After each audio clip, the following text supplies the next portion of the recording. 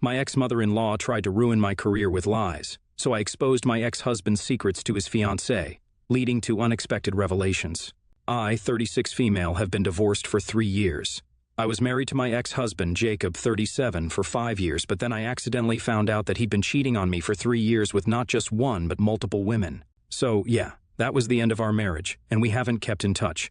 I took the house and a lot of money during the divorce, and his entire family loves me, but they're nothing compared to how much my ex-mother-in-law, Dina, 56 female, hates me. After our divorce was finalized, she called me and ranted about what an evil bee I was for several minutes, before telling me that she wished her son had cheated on me some more before I'd found out, and then hung up. So, that's Dina for you. A couple of months ago, I started working at a new company and discovered somehow that one of my superiors is closely related to Dina, probably a first cousin or something of the sort. I'd seen pictures of her with Dina and my ex-husband on her Facebook and had feared that this would definitely affect my career, but didn't know what to do. So I said nothing and continued to work, hoping that Dina wouldn't find out about this connection, because I knew for a fact that if Dina found out, she'd leave no stone unturned to ruin my reputation at work. Unfortunately, she did find out about it somehow and did exactly what I feared. I was summoned to my boss's office a few days back and was told that they had cause to fire me since one of my superiors had learned I'd been lying about why I'd left my previous company. They believed that I'd been fired for fraud, but that wasn't true. I'd quit because the commute had been too much for me once I'd moved into a new house, and the company I work at currently also offered a better salary. I almost got fired, but I was able to contact my previous company and had them vouch for me. I narrowly avoided getting fired, and I knew for a fact that it had been Dina's relative who had tried to get me fired in the first place. After that incident, she stopped talking to me as well and would act really weird around me, even though she'd been perfectly okay with me before that. Her behavior just confirmed what I already knew was true, and I decided that I couldn't let this slide. It had been 3 years, and Dina was still trying her very best to ruin my life to get back at me. I knew that Jacob was getting married again. That's what I'd heard from a couple of friends. So I decided to find out who he was getting married to, so that I could warn her and hopefully get the marriage canceled. I was fuming that Dina had tried to get me fired. I didn't care if she talked crap about me to her friends because that wasn't going to affect me in any way whatsoever. But spreading lies and rumors about me at work to try and get me fired on purpose was unacceptable, and I wasn't going to take that. Lying down. Besides, if some unlucky woman was getting herself into this mess, then it was my duty to make sure she knew what kind of family she was marrying into. I somehow managed to find out her phone number through a friend and called her up 2 days back to tell her everything I could. I called her at a time I was sure my husband wouldn't be home, and sure enough, he'd left for work by 9, and she was at home by herself. But she didn't seem to trust me, and it appeared that the poor woman didn't even know that Jacob had been married once before. She ended up blocking my number after a text that told me to stay away. She was in denial, clearly, and didn't want to believe that her fiancé had been lying to her. I felt awful, but that was all the more reason for me to do what I did next. I did some more digging, and a few hours later, I decided to call her mother instead to gain her trust. I told her a few things about my husband that only someone close to him would know, and she was a lot easier to convince as compared to her daughter. Besides, I could tell that she was curious to know why I was calling her, so I didn't waste much time and spilled the beans on Jacob while she listened to me without a word. I kept talking for around 15 minutes and didn't spare any detail about my ex-husband's affairs, my ex-mother-in-law's vendetta against me, and how she'd recently tried to ruin my career as well. After I was done talking, I told her that I just thought that it was my responsibility to warn her, but whether or not she still wanted her daughter to go through with the wedding was up to them. I told her all I knew, and now the ball was in their court. She then thanked me in a really quiet voice and told me that she now knew what she had to do. That was really vague, and I had no idea what she'd do next. I didn't try to push further either because I did think that this was supposed to be their decision. I'd done what I was supposed to do, and I was hoping that they'd take me seriously and make sure the wedding didn't happen.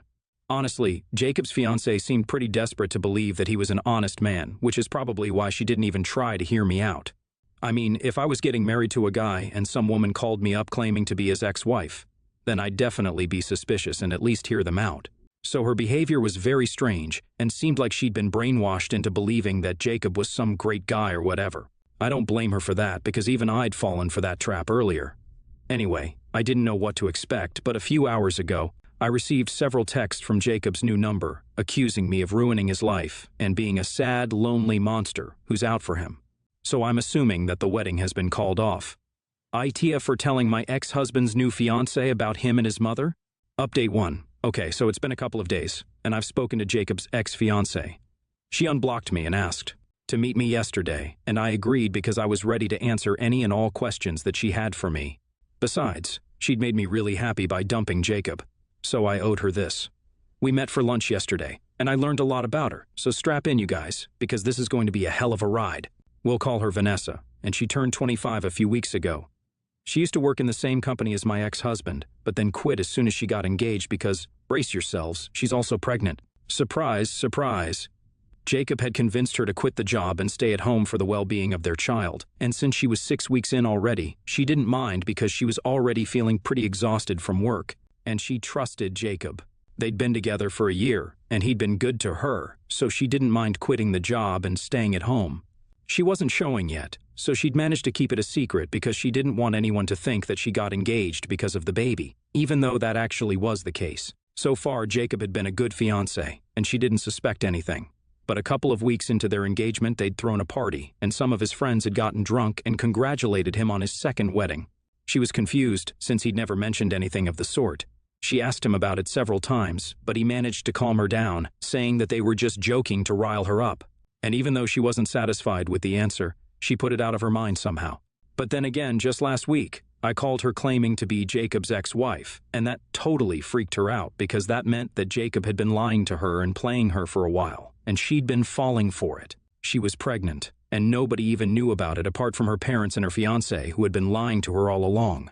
She also didn't have a job right now and was relying on Jacob to be with her, so that was another problem altogether. Initially, she tried to put this all out of her mind again and pretended that I'd never called, but then her mom called and confirmed I was telling the truth, so that was it for her. And she immediately packed up and left to go to a nearby hotel and just get away from his place. Somehow, she called off her wedding and broke up with Jacob through text, and then blocked him, since she didn't even want to hear any of his excuses. They'd been together for almost a year, and he'd had several opportunities to come clean to her about his past, but he chose to lie and made her feel like an idiot. Not only that, but even after they got engaged, he didn't feel like he owed her the truth, and still kept up the act. As for Dina, she'd been cold to her initially, but seemed to magically warm up to her as soon as she was told that she'd be having Jacob's baby, as if she was a grandchild dispenser, not a real human being with feelings. She'd even been willing to look past Dina's behavior and put up with her, but she couldn't just ignore Jacob's lying, even if he had actually turned a new leaf and wasn't a serial cheater anymore. He'd still lied to her for months, and had even put her in a situation where he was in control by convincing her to quit her job and live with him. He could play the good guy all he wanted, but now she knew that he wasn't. So she'd even explained her reasons in the text that she'd sent him, but he'd still called her from another number, presumably the same one that he used to text me, and accused me of ruining his life and kept asking her why she was acting this way despite knowing exactly why.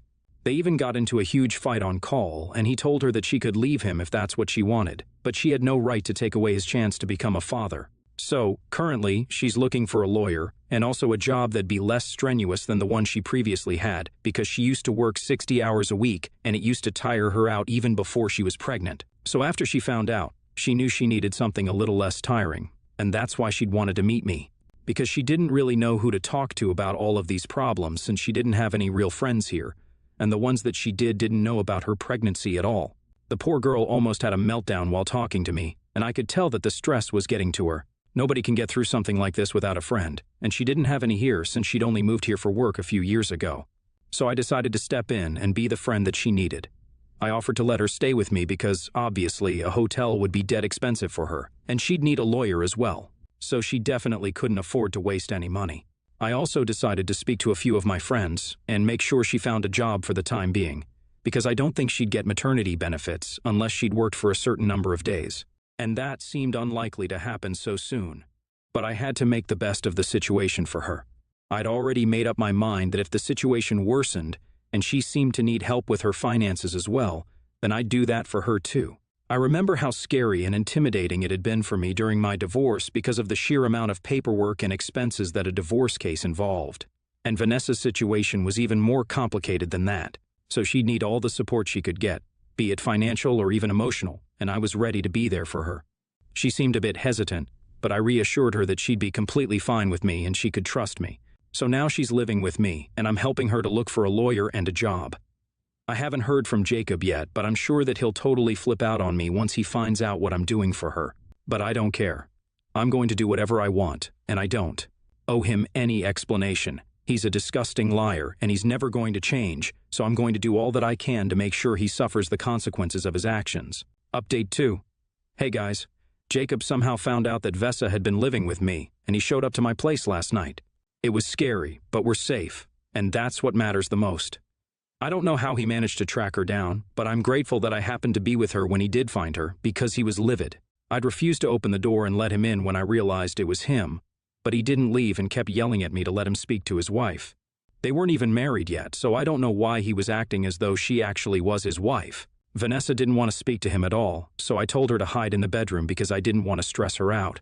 I argued with Jacob and told him that he needed to leave us alone or else I'd call the cops. He left, but he did tell me that I was making a huge mistake and I'd pay for what I've done. Like hell I will. I wish I could move houses, but it's just not practical for me right now, so I'll just have to take some extra security measures and make sure he knows that I mean business. On the legal front, we found a lawyer for Vanessa, and she's going to file for full custody of the child in the future because she absolutely doesn't want anything to do with Jacob anymore. So parenting and joint custody is out of the picture. We gave up on finding her a job, though, since she's really mentally and physically exhausted. She has some health issues that are causing her a lot of inconvenience, so going back to work is probably not the best option for her right now. She doesn't have to pay for rent or other stuff since she's living with me right now, so that's all right. But she still has to cover the cost of the lawyer. And it just won't be a good look for her in court if she's filing for full custody to raise her child on her own but doesn't even have a job. We'll just have to wing it, I guess. Her parents are sending her money for now, and that's how she plans to pay for the lawyer, some from her own savings and some money borrowed from her parents. She also has to pay for her medical expenses, and that's another bill to cover.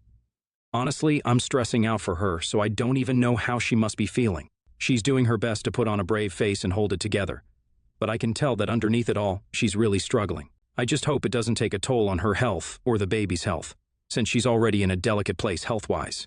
I've offered to cover her medical expenses, but she refused it, saying that I'm already doing way too much for her, and that really touched me. I guess I have a soft spot for her, since I even have a little sister who's just a couple of years older than her.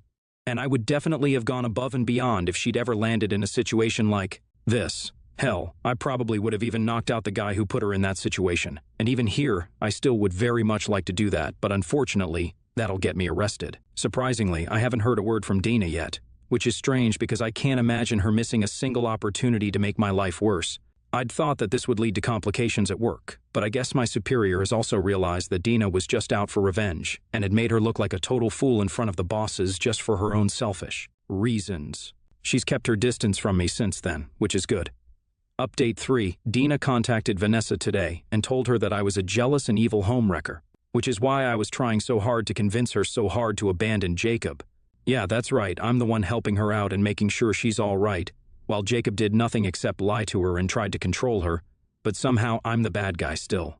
She sent all this to Vanessa through email because she was blocked everywhere else, and when she showed it to me, I was almost on the verge of calling her up to tell her that I'd drag her to court along with her no-good son if she said any crap about me ever again. It was disgusting the way she was trying to manipulate her to come back to Jacob just for the sake of her grandchild. I'm sure she wouldn't give a damn about Vanessa if she wasn't pregnant and would be treating her as badly as she treated me, but she just doesn't want to risk losing her first grandchild, which is why she's trying to undo the damage that her son had done by lying to her. Unfortunately, it's too late for that now, since we've already filed for full custody, and he'll be served with a notification in a few days. It was sad, and Vanessa was very upset about it, and the pregnancy hormones didn't help either, but we had to file the petition and get it done. It was going to be a hard time for her now onwards, but she had to get through it. She obviously misses her parents as well, and they were supposed to fly down here for her a few weeks back, but her dad fell really sick, and they had to postpone their flight. They've been worried sick about what she's going through, since apparently she's been really delicate emotionally and physically since she was a kid, and as a pregnant woman, the conditions are less than ideal for her right now. They've been thanking me every single day for being there for her, which is kind of embarrassing, but it's nice that they appreciate me so much. It's good to finally feel like I made a difference. Back when I was getting divorced, I barely had any financial support or even emotional support, to be honest. Our friends were all diplomatic as hell and didn't want to pick sides, mostly because they didn't want to offend Jacob, so I ended up cutting them off, and my parents and I aren't really close. So the most that they could do was offer me consolation verbally, but Nothing more than that. I felt incredibly lonely and low during that time, and the only person who'd had my back was my sister. She'd check in on me almost every day and make sure I was doing okay. So here, I'm just trying to make sure that even Vanessa has someone to count on when she's going through something so incredibly difficult.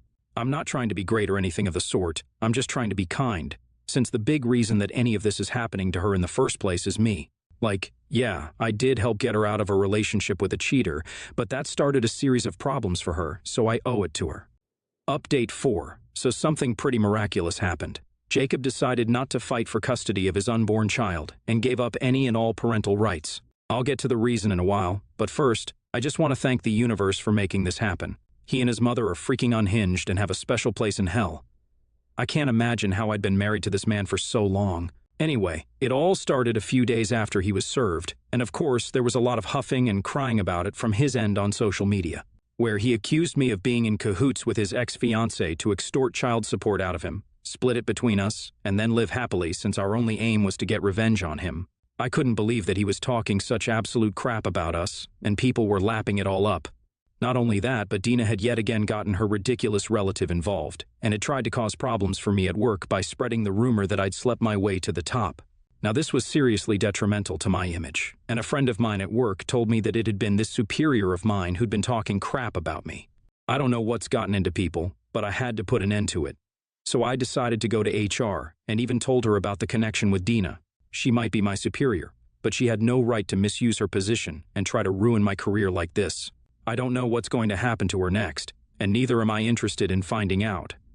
I'd had enough of their bullcrap by this point, so I decided to do the same thing that they'd done and posted the entire story on social media, including how Jacob had been a serial cheater and a pathological liar, and his mother had tried to spread lies about me to ruin my career.